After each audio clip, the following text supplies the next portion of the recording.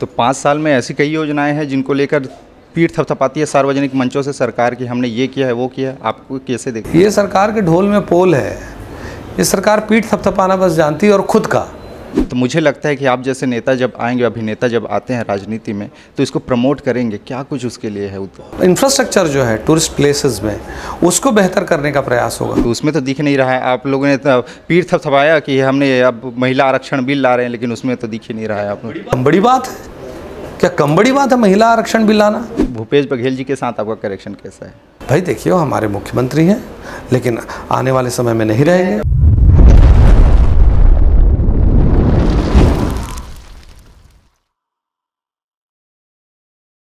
नमस्कार, आप देख रहे हैं TNR न्यूज़ का खास कार्यक्रम सवाल जो आपका है, और मैं हूं आपके साथ में राकेश निर्मलकर।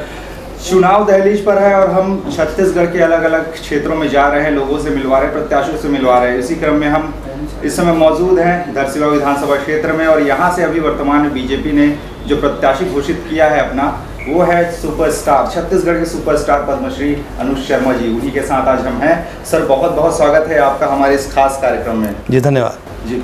हमारे कार्यक्रम का पहला जो चरण रहता है सर, आपके जीवन के बारे में तो ऐसे विरले ही लोग होंगे जो नहीं जानते, लेकिन फिर भी अब चूंकि आप अभिनेता से राजनेता बन चुके हैं, तो थोड़ा सा इंट्रोडक्शन हमारे चैनल के लिए दीजिए ताकि हम समझ सकें आपके सारे के बारे में। मैंने इतिहास में पोस्ट ग्रेजुएशन किया है और साथ ही साथ छत्तीसगढ़ की जनता के आशीर्वाद से एक सामान्य घर का लड़का छत्तीसगढ़ी फिल्मों का स्टार बना।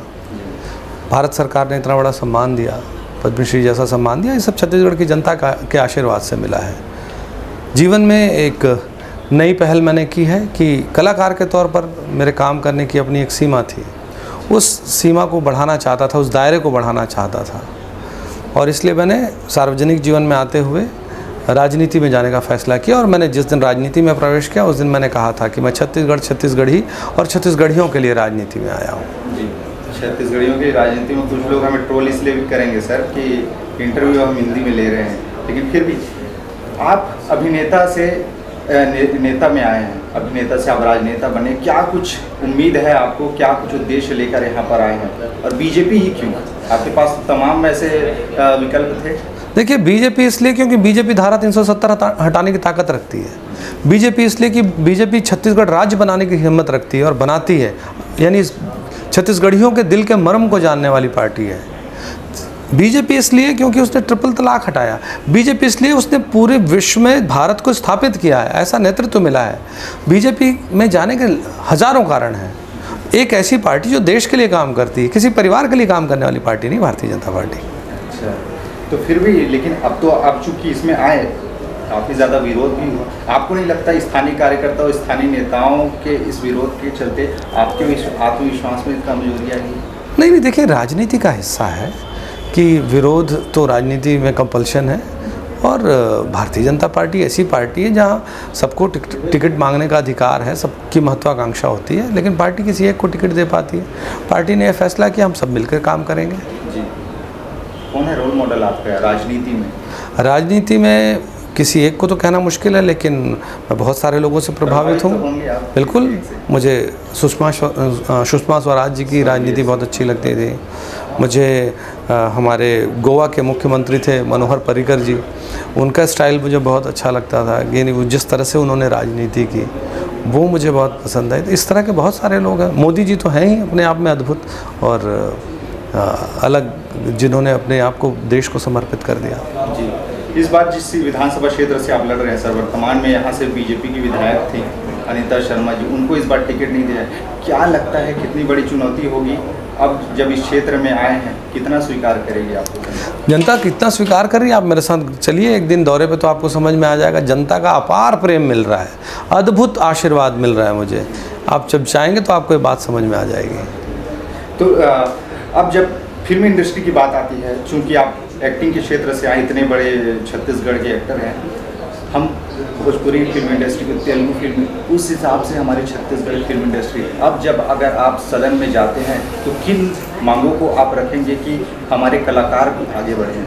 देखिए, मैं कलाकार भी हूँ और मेरे अपने क्षेत्र और इस प्रदेश की भी जिम्मेदारी है। पूरे प्रदेश के लोग मुझे प्यार करते हैं। सबसे पहले मेरी प्राथमिकता होगी कि जो मेरे क्षेत्र की जनता है उनके हितों की रक्षा कर सकूं, उनके लिए काम कर सकूं। कलाकारों के लिए भी जो बातें होंगी, इस सरकार ने कलाकारों को सिर्फ यानी लॉलीपॉप देने का काम किया है। फिल्म विकास निगम के अध्यक्ष की ये आज तक पोस्टिंग नहीं कर पाए, अब कर भी नहीं पाएंगे।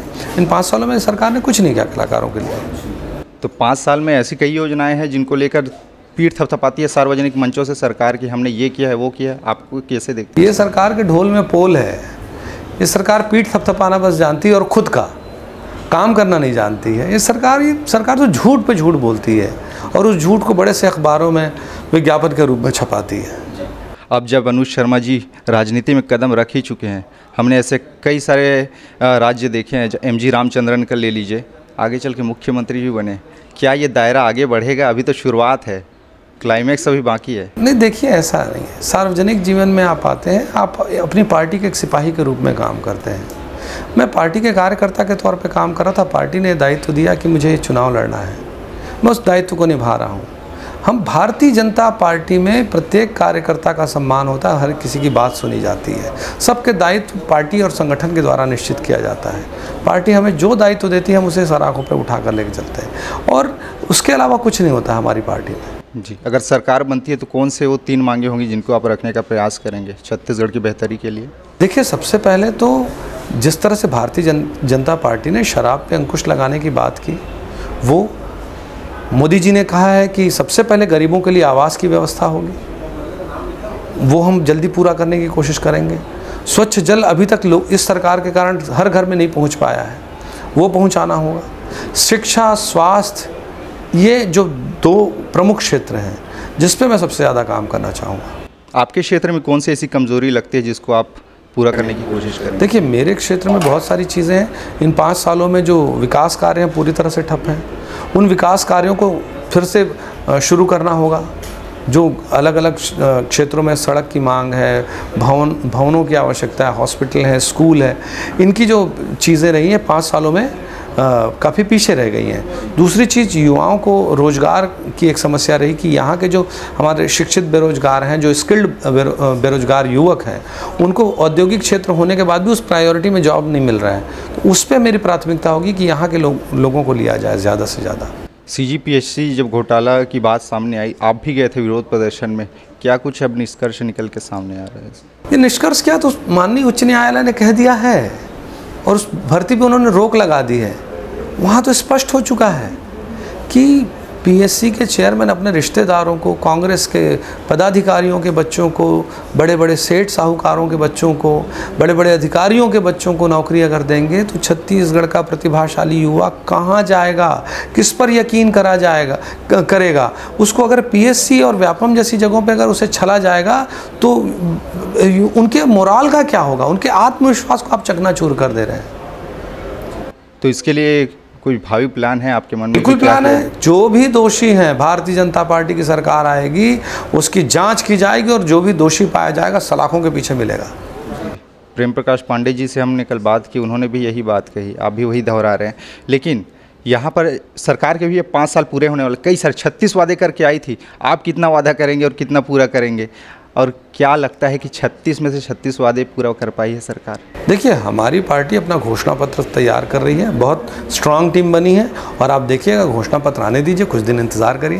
जी, टूरिज़्म के लिए क्या कुछ प्लान रहेगा सर? क्योंकि यहाँ पे संभावनाओं की कोई कमी नहीं है। बस्तर में चले जाइए, मैं अभी भी देखता हूँ ना, छत्तीसगढ़ में टूरिज़्म बहुत ही कम है। तो मुझे लगता है कि आप जैसे नेता जब आएंगे, अभिनेता जब आते हैं राजनीति में, तो इसको प्रमोट करेंगे, क्या कुछ उसके लिए है? बहुत सारी जगह हैं छत्तीसगढ़ में देखने लायक। टूरिज़्म के किस सर्किट में कैसे इसको प्लान कर सकते हैं, इस पे विचार करेंगे, डेफिनेटली विचार करेंगे। इंफ्रास्ट्रक्चर जो है टूरिस्ट प्लेसेस में, उसको बेहतर करने का प्रयास होगा। जी, जो सबसे बड़ी बात आती है वो है किसानों की। किसानों के लिए कुछ प्लान लेके आएगी इस बार? पिछले बार कर्जा माफ़ी तो कर दी सरकार ने, इस बार आप लोग क्या मास्टर स्ट्रोक करने वाले? नहीं, किसानों के लिए भी प्लानिंग लेके आएगी और किसानों को इस सरकार ने कैसे ठगा हम ये भी बताएंगे। अच्छा। और दूसरी चीज़ ये है कि किसानों के साथ साथ हर वर्ग का ख्याल रखा जाएगा। महिलाओं के लिए क्या कुछ होगा इस बार? महिलाओं के लिए भी होगा, घोषणा पत्र तो आने दीजिए। जी, तो उसमें तो दिख नहीं रहा है। आप लोगों ने पीठ थपथपाया कि हमने अब महिला आरक्षण बिल ला रहे हैं, लेकिन उसमें तो दिख ही नहीं रहा है। बड़ी बात है क्या? कम बड़ी बात है महिला आरक्षण बिल लाना? और महिला आरक्षण बिल को लागू करना ये 2 मिनट का काम नहीं है, उसका प्रोसेस है। प्रोसेस है, लेकिन कम से कम यहाँ कम से कम दिख जाता कि ये लोग नियत के साथ आगे बढ़ रहे हैं, ऐसा कहें। क्यों नहीं दिख रहा है? आप बताइए, हमारे यहाँ कितनी महिलाओं को टिकट मिली? अभी तो 4 टिकट बाकी हैं, अभी आने दीजिए, फिर टोटल करेंगे। अच्छा, ठीक है। अब जब आ रहे हैं आप, तो आपकी भूमिका क्या होगी बताइए? मेरी भूमिका एक जनप्रतिनिधि की जो होनी चाहिए, वो जनप्रतिनिधि के नाते मुझे उस क्षेत्र के लोगों की बातों को सुनना होगा, उनकी समस्याओं का निदान करना होगा, उस क्षेत्र के विकास का कार्य करना होगा जो किसी भी जनप्रतिनिधि की होती है। और मैं कहूँगा कि मैं एक परिवार के सदस्य के तौर पर काम करूँगा, क्योंकि पूरा छत्तीसगढ़ मुझे अपने परिवार का सदस्य मानता है। धरसीवा के लोग भी मुझे अपने परिवार के सदस्य जैसा मानते हैं। इतने सालों में मेरा उनका ऐसा कनेक्शन है। भूपेश बघेल जी के साथ आपका कनेक्शन कैसा है? भाई देखिए, वो हमारे मुख्यमंत्री हैं, लेकिन आने वाले समय में नहीं रहेंगे। कभी मिलते, बातचीत करते हैं? बिल्कुल मिलते हैं उनको, बिल्कुल मिलते हैं, बात करते हैं। देखिए, राजनीतिक विचारधारा अपनी जगह होती है और हमारे आपके जो व्यक्तिगत संबंध होते हैं वो अपनी जगह होते हैं। हमारी विचारधारा की लड़ाई है। वो प्रदेश के मुख्यमंत्री हैं, मैं उनका सम्मान करता हूँ। पार्टी में आने के बाद कभी आप गए हैं, मिले हैं उनसे? हाँ बिल्कुल, मेरी उनसे मुलाकात हुई है और सौहार्दपूर्ण वातावरण में बात होती है। सच में? बिल्कुल। क्या है ना, बहुत से लोगों को लगता है कि ये लोग अब कॉन्फ्लिक्ट पैदा कर देंगे, अब राजनीति में आ गए हैं, लेकिन जो पीछे के, जो स्क्रीन के पीछे क्या चल रहा है उसको नहीं देखते। इसी को लेकर कार्यकर्ता आपस में लड़ते झगड़ते रहते हैं, इसीलिए मैं कह रहा हूँ। सौहार्दपूर्ण वातावरण में मुलाकात होती है और सभी राजनीतिक, सभी दलों के लोगों के साथ जी, सिर्फ उनकी बात नहीं है, सभी राजनीतिज्ञों के साथ सौहार्दपूर्ण वातावरण में बात होती है जी।